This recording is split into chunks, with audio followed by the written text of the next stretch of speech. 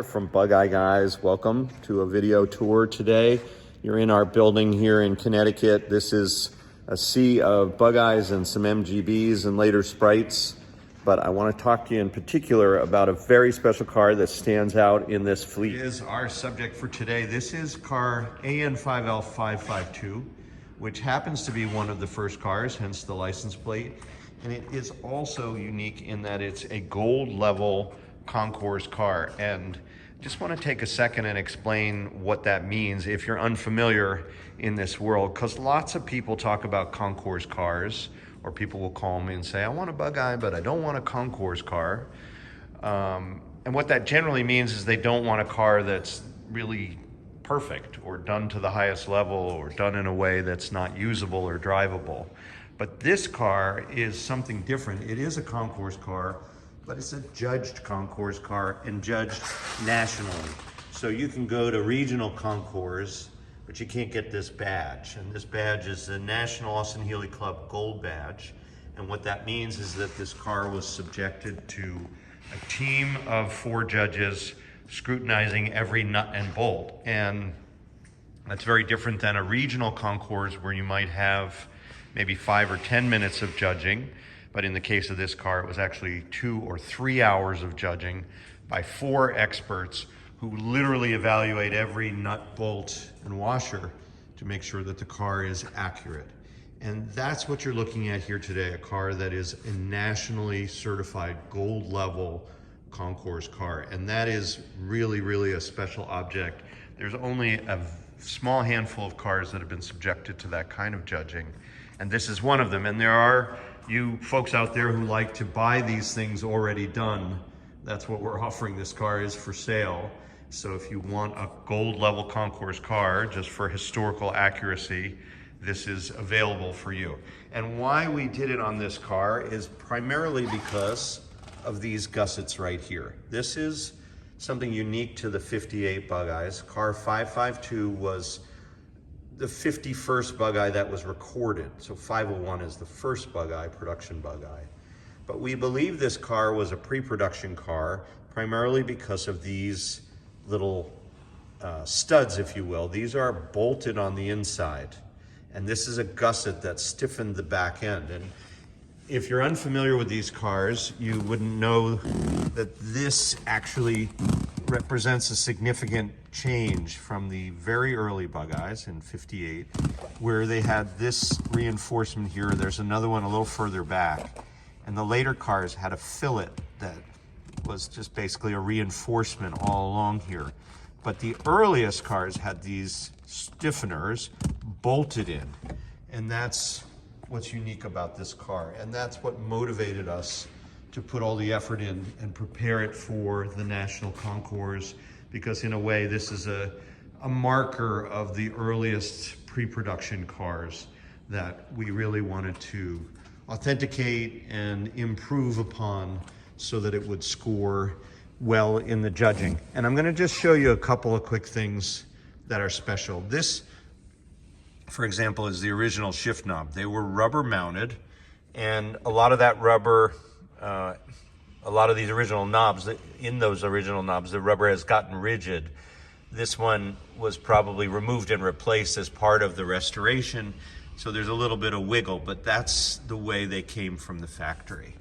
And that's important in this game of accurate Concours. You'll see there's no floor mat here. The original design in 1958 was to leave the underseat area with no covering at all. And there was this rubber mat, this ribbed rubber mat, ran right down the side. You should be able to see. It's just a narrow piece. That's exactly how it would have come from the factory. And then in the front there was these Holy Grail original rubber mats would have come up and over, but those are not available. So we have the next best thing, which is a rubber cross piece. And then this is a period accessory, which is allowed in Concours judging. And then this is a close approximation of the original. That would be no point deductions because it's a rubber mat in the front. So the original would have been a one piece that rose up and over, but this is the next best thing. And similarly for the tunnel mat, we've got another one that we make but it's a non-carpet tunnel mat, and that was also no deductions in that, because ultimately you start with 1,000 points and you're trying to make sure that you end up with more than 950 when the judging is done. So you take these deductions along the way, and one of them, for example, was this leather covering, which the judges asked me if I was willing to cut it off so they could verify the condition of the steering wheel underneath and determine that the quality of the wheel was good. Because remember, you're looking for accuracy. This is an original wheel. No deduction for accuracy there. But what's the condition? If there are marks or scratches, you lose points for condition. So given a choice of cutting this off or losing a few points, I took the points because it's a beautiful period leather wrap. I didn't want to damage that for the judging, just for the sole purpose of the judging. And I suspect that the condition of the wheel underneath is not perfect, and that's why someone put the wrap on. But it was just fine for me, and it happens to be perfect. There are no marks in this leather wrap. So that's an example of the kind of perhaps insanity of this kind of level of judging. But because it's such a special car, we wanted to do that and make sure it would be preserved.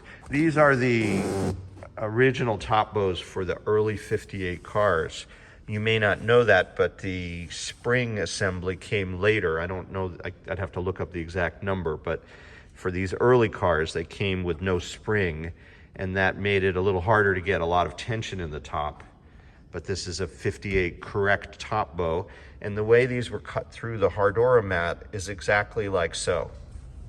That's how it would have come from the factory, penetrating through into the little top bow holder underneath this bulkhead cover. That's how they did it. There was also this leather strap here. You'll see if you have a Bugeye, there's a little oval slot behind here for this strap, and that's meant to secure this. This is how the cars would have come from the factory, with the top kind of coiled on and hanging from the bow with two straps as so. And this is a 9-stud top for a 58 car, because again, we have the original correct windshield with these studs across the top. So all of these are Concours details with no deductions. This is the original curved and brass twist fitting or common sense fitting. That's another thing that you need to have for no deductions. And it needs to be in nice shape, which this is, the original correct rivets. These are the correct brass 10X fittings, which now they're all silver, or they're silver plated, but this is how they would have looked when they were new. So everywhere you look, you see that sort of detail. Here's another kind of cool, sort of geeked out Bugeye thing, but it's in the Concours standards.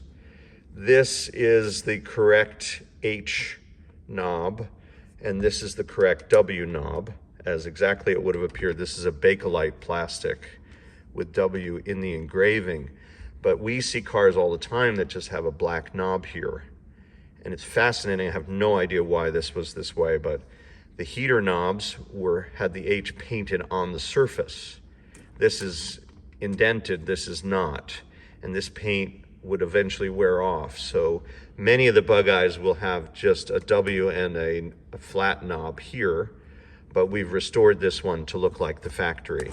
And the new ones that we sell have an H that's cut into the knob like the W, but that isn't the way they came in 1958.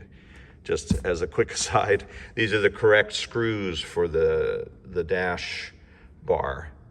You see the little hash, these marks in between the Phillips slot, but all of that is correct. So these are some of the interior things. You have the correct gauges here as well. And let's look under the hood and see what else we can share. Under the hood, we have what's really a work of art. And it's quite special to see a Bugeye configured exactly correctly, particularly under the hood, because over the years, so many of these cars have been modified by multiple owners, and it's common to see very little of this preserved. And of course, it was an inexpensive car, so people didn't really hesitate drilling extra holes in these inner fenders, and they weren't thinking that one day the car would be judged in this manner. But here we have a tar top original battery. It happens to be a reproduction, but it looks great. And then we have these wonderful helmet battery covers, which are correct and original. And those are a tricky thing because they don't work all that well from a functionality standpoint. But in this game, that's not the point. It has to look like the day it came from the showroom floor. You can also see the grommets, the routing of the wiring, all of it is exactly the way it would have come from the factory. And that, in fact, is what's so interesting about this kind of national judged concours event. Another thing that's unique is the side skirts are missing here on this radiator. The very early radiators had nothing on the side, and so that the fan would tend to throw air out laterally. Wasn't as effective. And so the later radiators, again, I can look up the number, but they had a side skirt that came along to make these cool more effectively, and it really did help. There's also a 4-blade fan on here that we cheated on this most recent rebuild. It used to have a 2-bladed fan, but I was finding that the car tended to run a little too hot with that. It wasn't moving enough air. And now, of course, we use a 6-bladed fan on many of the cars that we build for non-concours applications because it really does help move more air through the radiator. So this is an original 4-blade fan, but to be correct, a 2-blade fan would have been in order. And we do have one of those for the car if the new owner wants it. But you can also see a nice pair of H1 carbs, all the correct routing for the heater, and that is the correct heater valve. There were about 3 different heater valve tops, but that's the right one for the early cars. And these hose clamps as well were the wire clamp. There's a difference between modern arrow hose clamps and these wire clamps. So these are the ones that would have come with the car. The coil mounted on the generator was unique to the early Bugeyes, and that's the correct air intake hose. And on. This car has really been the subject of a lot of scrutiny by the judges, and then we went back in just this year now. This is 2025 when you're watching this video being made. So we went back in and we corrected a number of the things that were not right that the judges had called out. So we didn't do it on this last round, but there was a sway bar at one point drilled into here, and now there's no evidence of that. That's the way the original control arms would look. The new replacements come with the holes pre-drilled. That's the original horn and the correct place that it hangs. And this is the original bonnet safety catch, which we always remove because it's in the way. And the bonnet is almost at 0 risk of flipping up if you have the correct locking mechanism. So we tend to remove those, but for concours, it needs to be there at this level especially.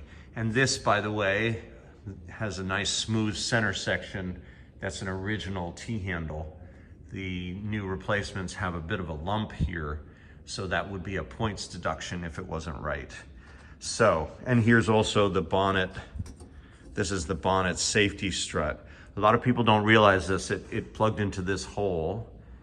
The weight of the Bugeye is held with these telescopic struts, and this safety bar was not meant to hold the weight. That's why it's very flimsy. But what it was meant to do was to stop the wind from lifting the nose off of the bonnet struts and then having it fall. So this was actually preventing a rise upward, but most people have either removed this or rarely use them. But again, in this game, it needs to be there. So all in all, what you have is a really special time capsule that's been graded effectively by a bunch of Austin Healey experts. And we're proud to have it here, a gold level Concours Bugeye, very special car among the fleet, and it is available here at Bugeye Guys. Thank you for watching.